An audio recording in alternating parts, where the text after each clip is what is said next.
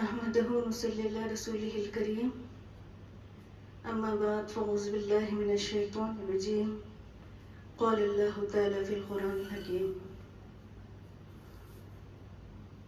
وليس الذكر كالأنثى صدق الله العظيم.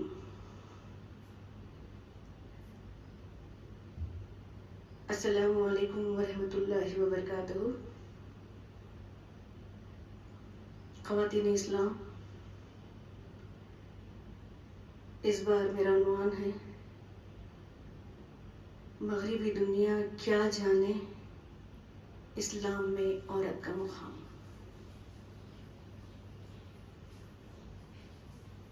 خواتین اسلام،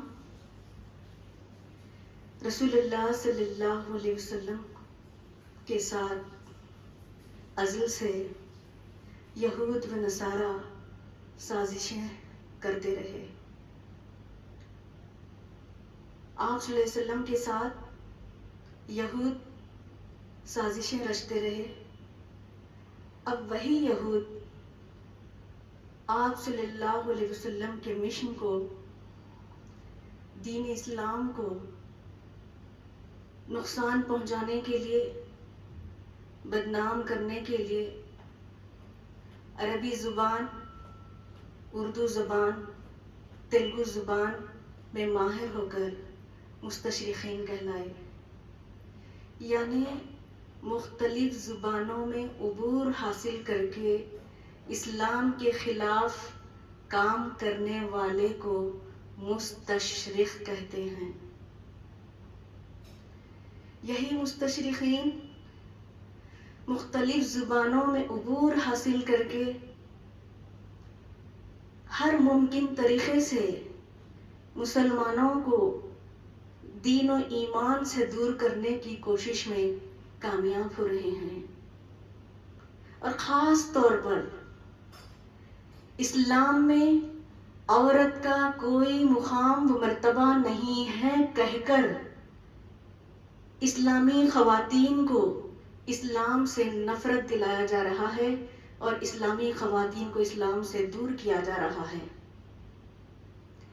جس کے نتیجے میں مسلم خواتین مرتد ہو رہی ہیں، یعنی غیر مذہب اختیار کر رہی ہیں.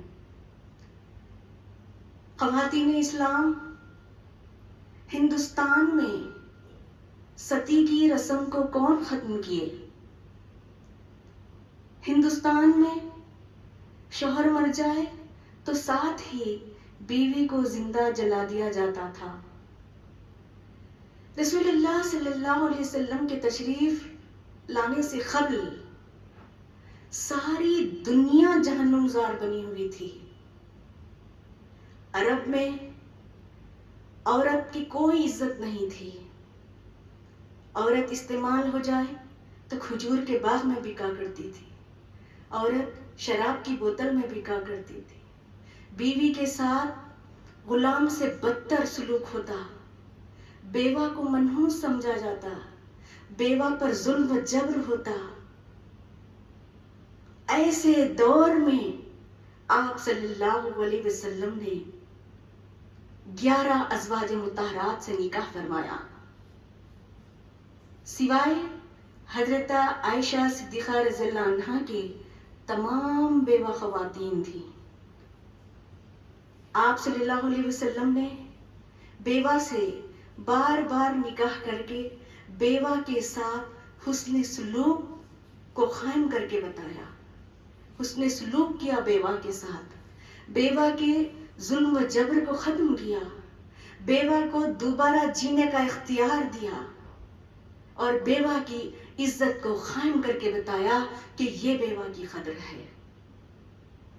حیض کی عورت کو یہود و نصارہ شیطان کی ایجنٹ قرار دیتے ہیں.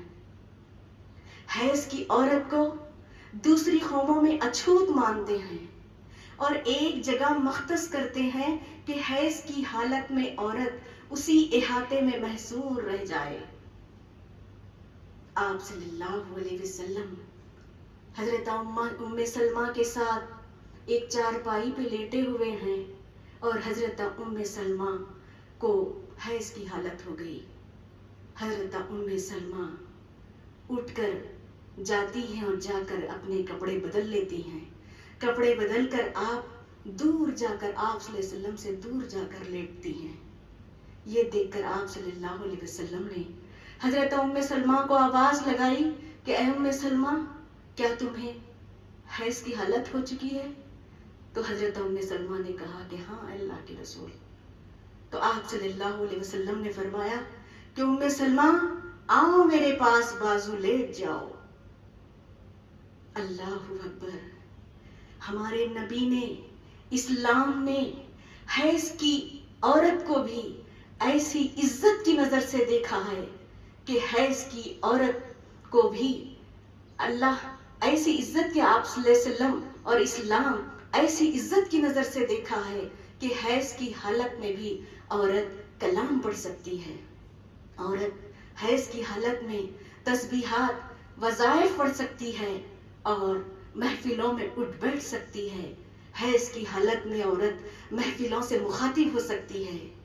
حیض کی حالت میں عورت اللہ و رسول اللہ کا ذکر کر سکتی ہے اور ذکر کر کے ذاکرہ بن سکتی ہے.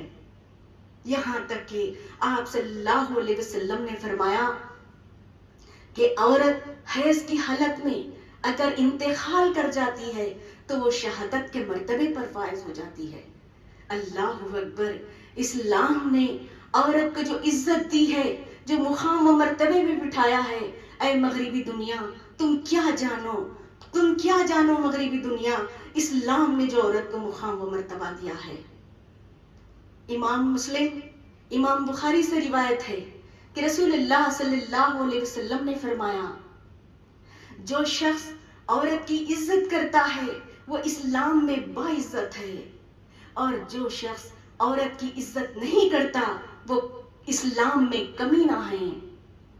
اللہ اکبر.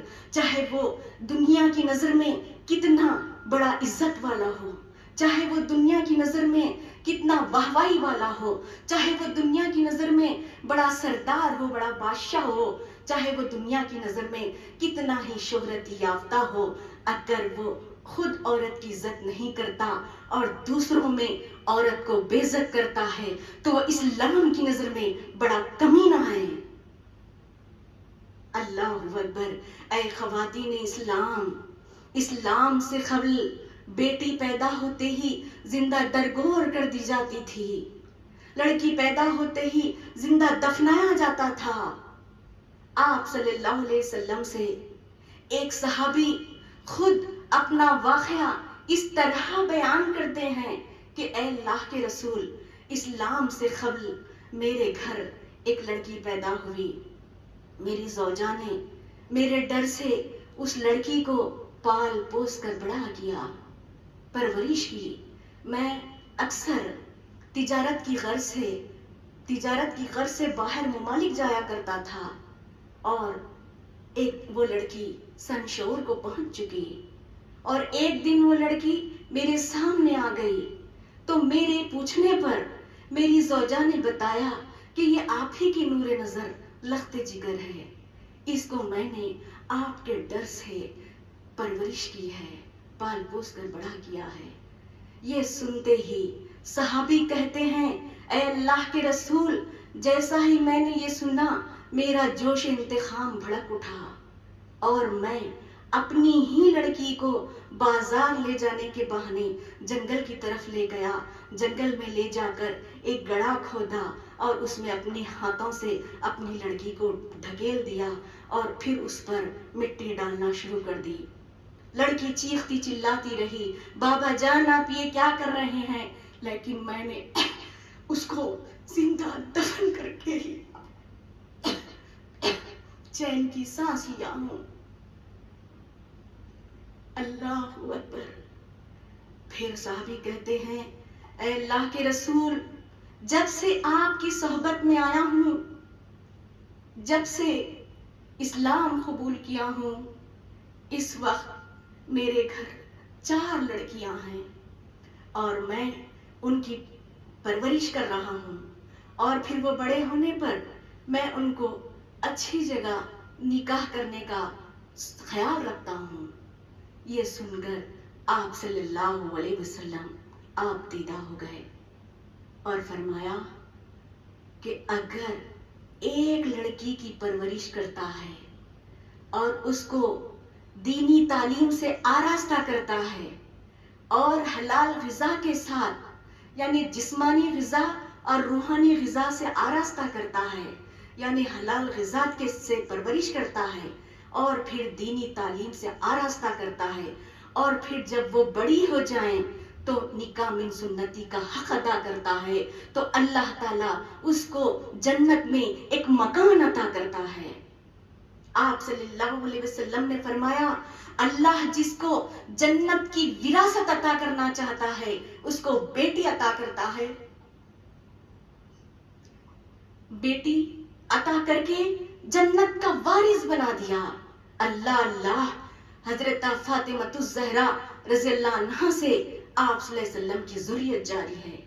آپ صلی اللہ علیہ وسلم کی ذریت حضرت فاطمہ الزہرا رضی اللہ عنہا سے جاری ہے۔ حضرت علی کرم اللہ وجہہ کو حضرت فاطمہ الزہرا رضی اللہ عنہا سے جو اولاد ہوئی وہ سید زادے کہلائے، سید کہلائے۔ اور حضرت فاطمہ الزہرا کے وصال مبارک کے بعد حضرت علی کرم اللہ وجہہ کو دوسری ازواج سے جو اولاد ہوئی وہ سید نہیں کہلائے۔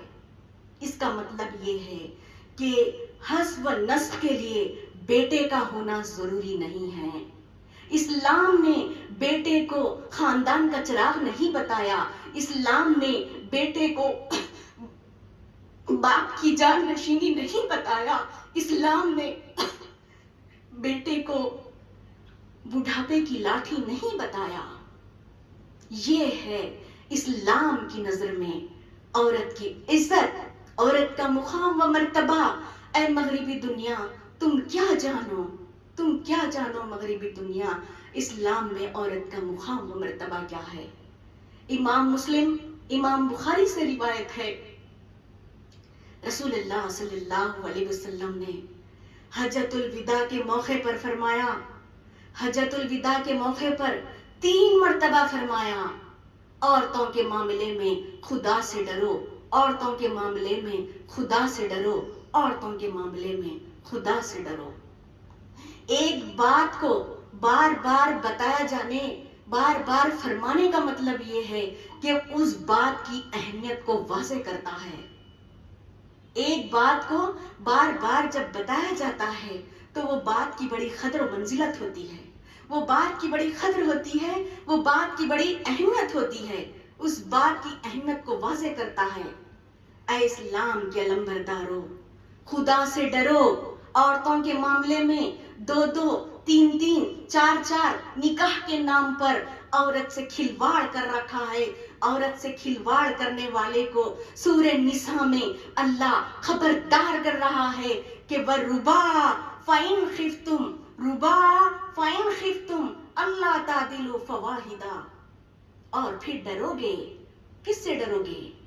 اللہ سے ڈرو گے، اور پھر اللہ سے ڈرو گے تو 2 بیویوں کو برابر نہ رکھ سکو تو فواحدہ یعنی ایک ہی نکاح پر اکتفا کرو۔ اس آیت ربانی میں صرف 2 بیویوں کی مثال دے کر اللہ کہہ رہا ہے کہ اگر 2 بیویوں کو برابر نہ رکھ سکتے ہیں، 2 بیویوں کے اخراجات میں انصاف نہیں کر سکتے، 2 بیویوں کے معاملاتوں کے معاملے میں انصاف نہیں کر سکتے، 2 بیویوں کے بچوں کی پرورش میں انصاف نہیں کر سکتے، تو پھر فواحدہ یعنی ایک ہی نکاح پر اکتفا کرو۔ اگر تم ایک بیوی کے اخراجات کو ہی برداشت کر سکتے ہو، یعنی تمہارے اندر اتنی ہی صلاحیت ہے، تمہارے اندر اتنی ہی سکت ہے کہ تم ایک ہی بیوی کے اخراجات کو برداشت کر سکتے ہو، تو پھر ایک ہی بیوی پر اکتفا کرو۔ قرآن کریم کی نظر میں یہ ہے عورت کا مقام و مرتبہ۔ تم کیا جانو مغربی دنیا تم کیا جانو، اسلام نے عورت کو جو مقام و مرتبہ دیا ہے۔ قوم کو دیکھ کر فیصلے نہیں ہوتے، انسان مذہب کے اصولوں کے ساتھ کھلواڑ کرتا ہے، مذہب کے اصولوں کو دیکھ کر فیصلے ہوتے ہیں، اللہ و رسول اللہ کو دیکھ کر فیصلے ہوتے ہیں۔ اللہ رب العالمین سورہ احزاب میں کہہ رہا ہے ان المسلمین والمسلمات والمؤمنین والمؤمنات، یعنی بے شک مسلمان مرد اور مسلمان عورتیں، یعنی بے شک مسلمان مرد اور مسلمان عورتیں اور ایمان والے اور ایمان والیاں، یعنی اس طرح سے سورہ احزاب میں 10 مراتب میں مردوں کے ساتھ ساتھ عورتوں کو جوڑ کر برابر برابر بتایا گیا ہے۔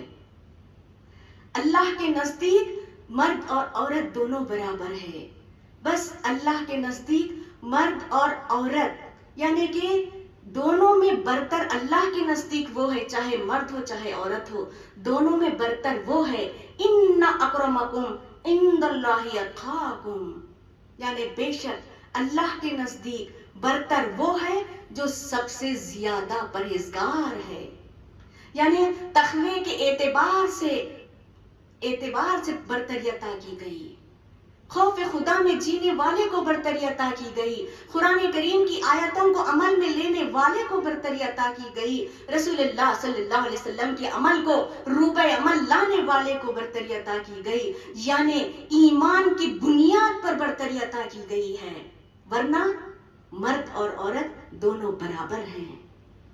وَلَيْسَ الذَّكَرُ كَالْأُنثَىٰ کہہ کر تو اللہ نے عورت کے مقام کو مکمل طور پر واضح کر دیا ہے۔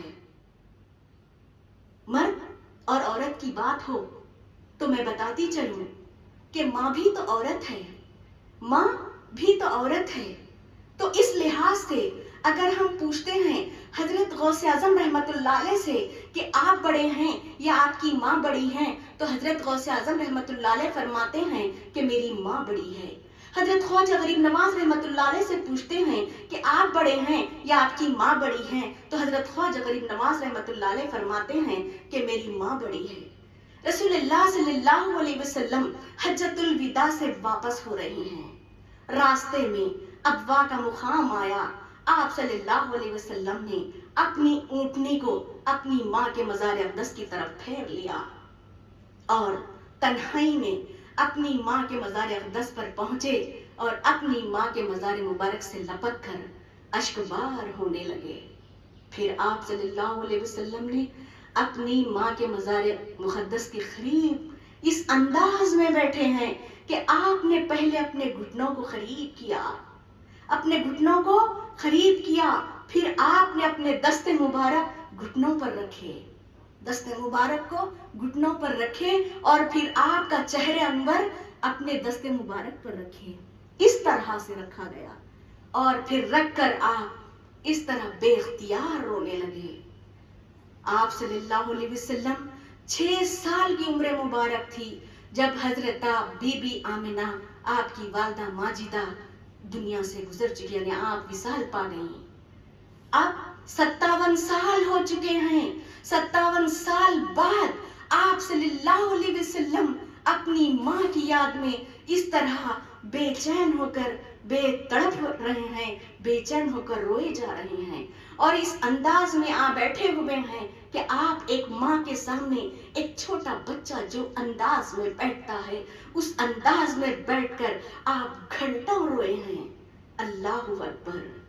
ماں کے تقوی و طہارت کی وجہ سے ہر نبی نبی بنا ہے، ماں کے تقوی و طہارت کی وجہ سے ہر ولی ولی بنا ہے، نبی نبی بنا ہے تو ماں کے تقوی کی وجہ سے، ولی ولی بنا ہے تو ماں کے تقوی کی وجہ سے۔ اے خواتین اسلام، حضرت عمر فاروق اعظم رضی اللہ عنہ کے دور خلافت آیا تو دور خلافت میں حضرت عمر فاروق اعظم کے دور خلافت میں صحابیات پارلیمنٹ کے ممبر تھی، خواتین اسلام کی پارلیمنٹ کی ممبر تھی۔ حضرت عمر ایک میٹنگ میں مہر کی لمٹ کو فکس کرنے کی بات کی، مہر کی لمٹ کو فکس کرنے کی بات کی تو وہ جو صحابیہ پارلیمنٹ کی ممبر تھی وہ اٹھ کر کھڑی ہو گئی اور کہنے لگی کہ اللہ مہر فکس نہیں کرتا، اے عمر تم کون ہوتے ہو مہر فکس کرنے والے؟ حضرت عمر نے پوچھا کیا تمہارے پاس کوئی دلیل ہے؟ تو صحابیہ آیت ربانی پڑھی، ان آتیتم احدہن انطارا، یعنی مہر میں ڈھیروں کے ڈھیر دے چکے، مہر میں ڈھیروں کے ڈھیر دے چکے، خدا نہ خواستہ سپریشن ہو جائے تو مہر واپس نہیں لے سکتے۔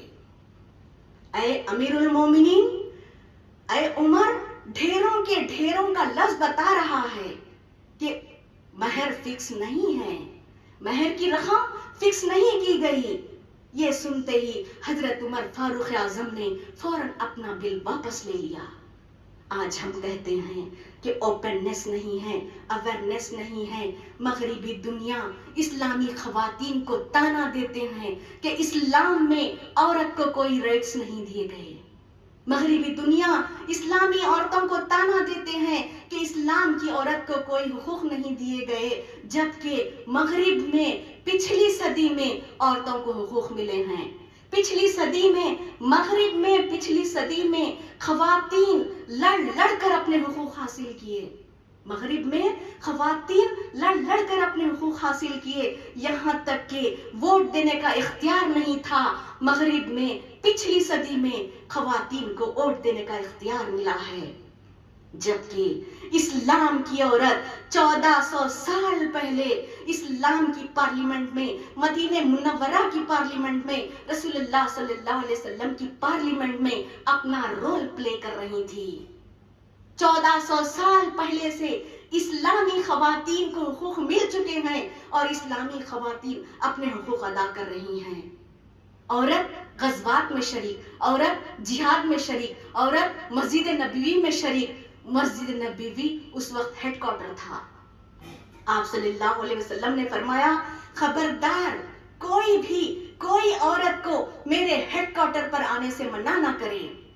مرد اور خواتین مل کر مسجد نبوی جاتے تعلیم حاصل کرنے کے لیے، خواتین تعلیم حاصل کرتی، خواتین مشورہ دیتی، خواتین کے مشورے کو قبول کیا جاتا، خواتین جماعت کے ساتھ نماز ادا کرتی۔ آپ صلی اللہ علیہ وسلم نے مدینہ منورہ کی ابتدائی تعلیم میں 50% مرد اور 50% عورتوں کو دینی تعلیم سے آراستہ کیا ہے۔ آپ صلی اللہ علیہ وسلم نے 50% مرد اور 50% عورتوں کو دینی تعلیم سے آراستہ کیا۔ اے اسلامی خواتین، اے خواتین اسلام، اسلام نے ہم کو کسی میدان میں پیچھے نہیں رکھا، اپنے کسی میدان میں پیچھے نہیں رکھا۔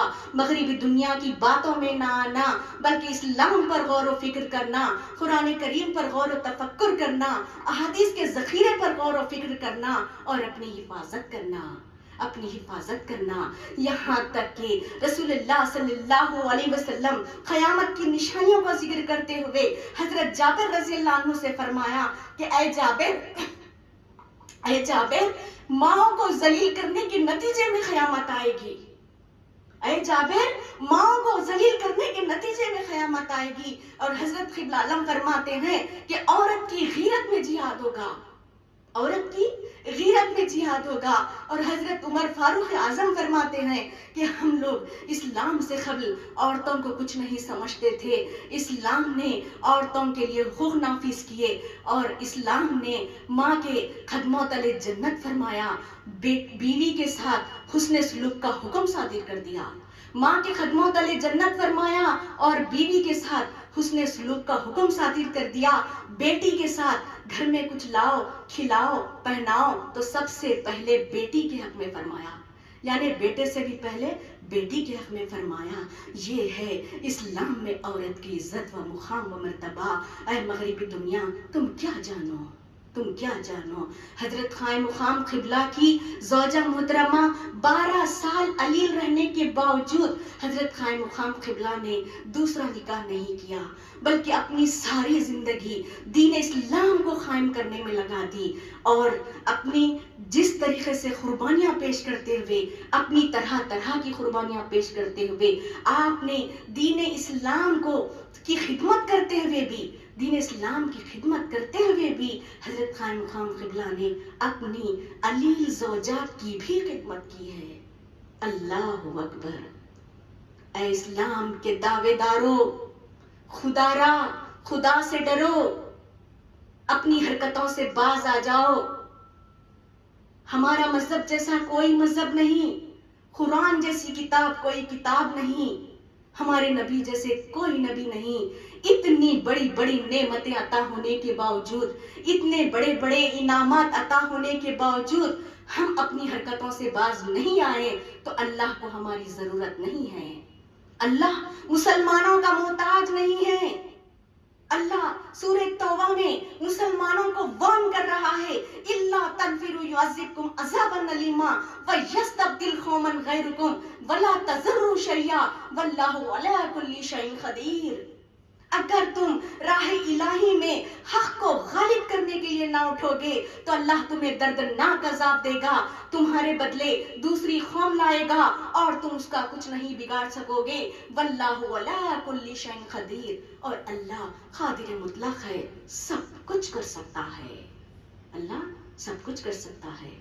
اے مسلمانوں، اگر ہم کو یہ تکبر ہے کہ مسلمان ہے تو اسلام ہے، نہیں نہیں، اسلام ہے تو مسلمان ہیں. ہمارے اندر اسلام ہے تو ہم مسلمان ہیں، ورنہ یہ راک کا ڈھیر ہے، اور راک کے ڈھیر کی اللہ کو ضرورت نہیں ہے. اللہ اپنی ایک پھونک پر راک کے ڈھیر کو اڑا دے گا اور دوسری قوم لائے گا اور اپنا کام انجام دے گا، کیونکہ اسلام جاریہ و ساریہ مذہب ہے. اسلام منقطع مذہب نہیں ہے. اسلام منقطع مذہب نہیں ہے، اسلام جاریہ و ساریہ مذہب ہے. شاعر اعظم علامہ اقبال کہتے ہیں، اسلام کی فطرت میں اللہ نے یہ لچک دی ہے کہ اس کو، یعنی ایک اسلام کی جو فطرت ہے، اسلام کی جو طبیعت ہے، اس میں اللہ نے یہ لچک دی ہے کہ اس کو جتنا دباؤ گے وہ اتنا ہی ابھرے گا. یعنی اسلام کی جو طبیعت ہے، اسلام کی جو صلاحیت ہے، اسلام کی جو فطرت ہے، اس کو جتنا دباؤ گے وہ اتنا ہی پھیلتا چلا جائے گا. آزمائش ہماری ہے کہ ہم کس حد تک کامیاب و کامران ہو سکتے ہیں.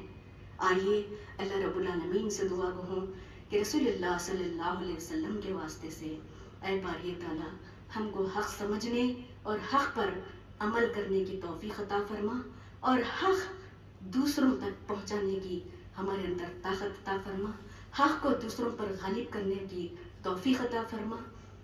آمین یا رب العالمین. انشاءاللہ تعالی میں آئندہ نشست میں اسلام نے عورت کو جو مقام و مرتبہ دیا ہے، اسلام نے جو عورت کو مقام و مرتبہ دیا ہے، آئندہ نشست میں کیوں دیا ہے، آئندہ نشست میں انشاءاللہ تعالی بیان کرنے کی کوشش کروں گی. وآخر دعوانا ان الحمدللہ رب العالمین. السلام علیکم ورحمۃ اللہ وبرکاتہ.